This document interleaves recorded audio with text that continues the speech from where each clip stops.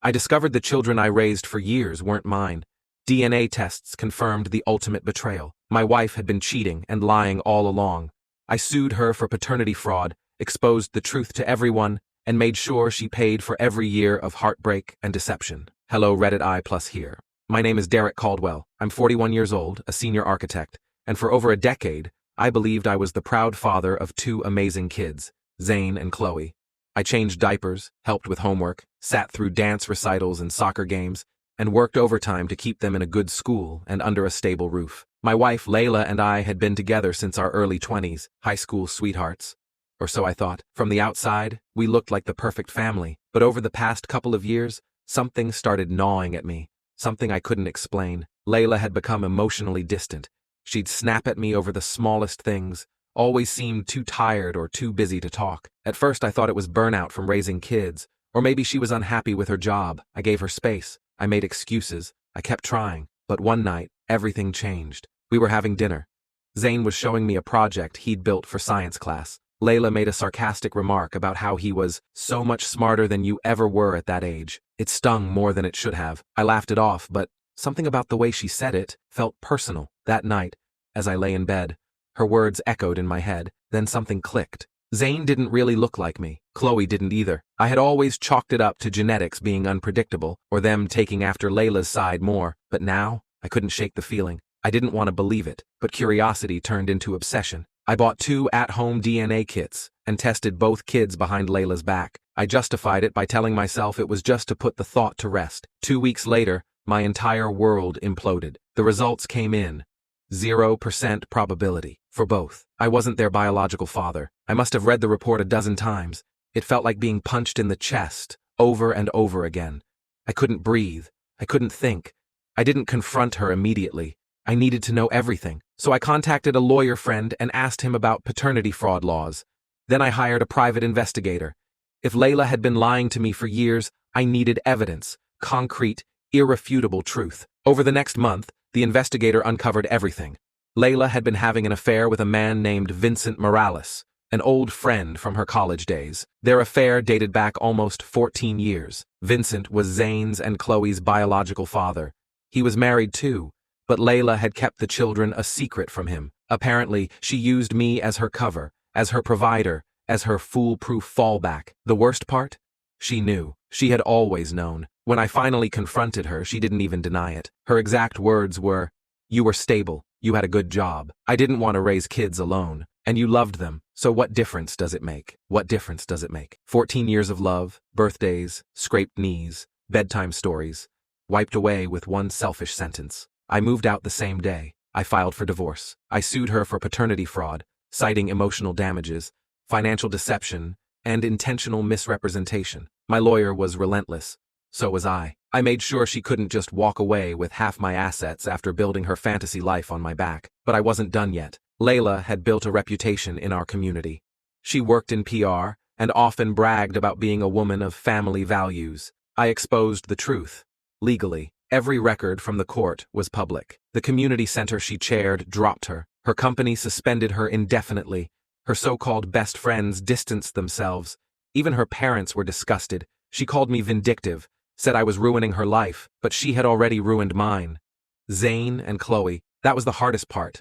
I loved them, still do, but I had to pull away, not because they were innocent, but because every time I looked at them, I saw everything I lost, everything I was used for. I didn't disappear entirely. I sent a letter, explaining that I would always care about them, but I needed time.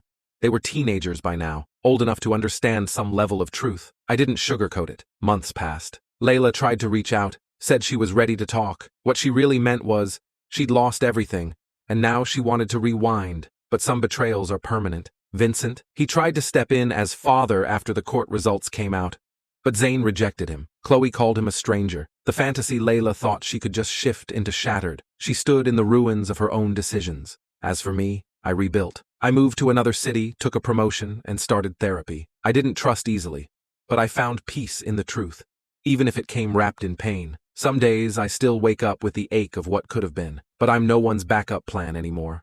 No one's fool. And I've learned that healing doesn't mean forgetting. It means facing the truth and refusing to be broken by it. I thought the worst part was the lie, but I was wrong. The worst part came after the truth was out.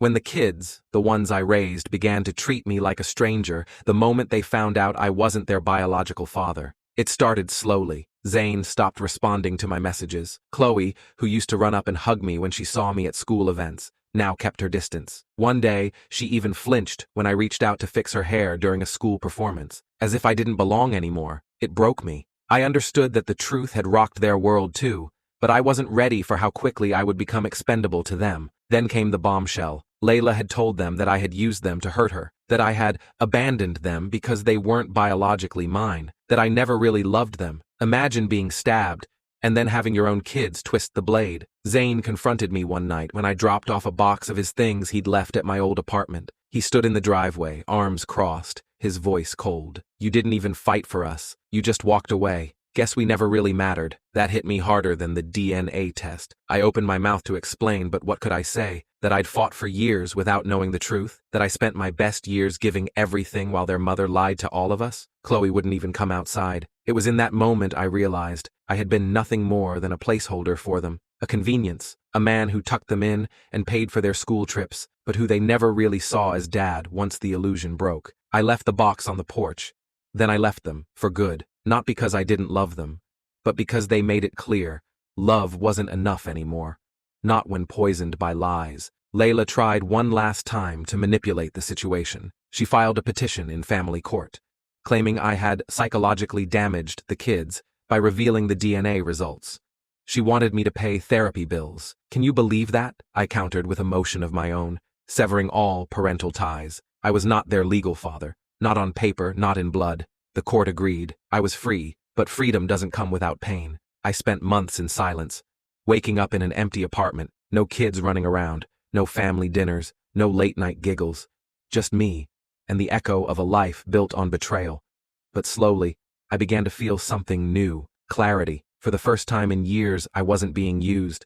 I wasn't being lied to. I wasn't waking up to a woman who saw me as nothing but a walking wallet and a buffer for her secrets. I started traveling. I met new people. I even joined a men's support group for paternity fraud survivors, and you wouldn't believe how many of us there were, each with a different story, but the same gut punch ending. One day, I got a letter in the mail. It was from Chloe. She was 16 now, old enough to know right from wrong, but still young enough to be influenced by her mother's bitterness. Her letter was short. "I wish you hadn't left. I wish things were different, but Mom says you're not my dad, and maybe she's right. I don't know what to believe anymore." I stared at that line for a long time. Then I burned the letter. Because the truth is, I did leave, and I would do it again. Not out of spite, not to punish them, but because sometimes the only way to survive is to walk away from what you never truly had. Layla lost everything. Her reputation, her income, her children's trust. Vincent, the real father, refused to step in long-term. Said it wasn't the right time, of course. And the kids? They're stuck with the truth now. Not just that I'm not their father, but that the woman who raised them is the reason their lives fell apart. As for me, I'm living a quiet life now. No ties, no fake smiles, just peace. People ask if I miss them. I do, but I miss the illusion more than the reality. Because reality, that was built on lies, and I refuse to carry that burden one more day. Some fathers leave because they're selfish. Others leave because they have no choice. I left because I was never given one.